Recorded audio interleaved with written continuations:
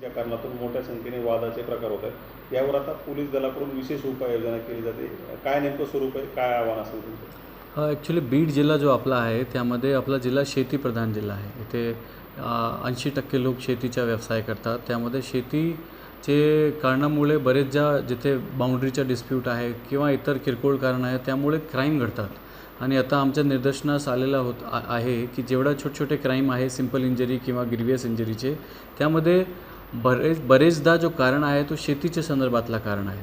तो आपण हे जे पोलीस आपले बांधावर एक आपण स्कीम राबवलेली आहे त्यामध्ये जो असे शेतीचे कारणामुळे जे इश्यू आहे ते डायरेक्टली ते लोक आम्हाला भेटू शकते, पोलीस स्टेशनला येऊ शकते आणि आमचे पोलीस तिथे जाऊन त्यामध्ये त्यांना मार्गदर्शन करेल. बरेचदा शेतीचे कारणमध्ये सिव्हिल डिस्प्यूट राहतो, बाउंड्री कुठपर्यंत आहे, कोणाची बाउंड्री कुठपर्यंत आहे, पण लोकांना त्यामध्ये योग्य मार्गदर्शन मिळत नाही. त्यामुळे शेवटी ते भांडण करतात आणि फायनली त्यामध्ये क्राईम रजिस्ट्रेशन होतो.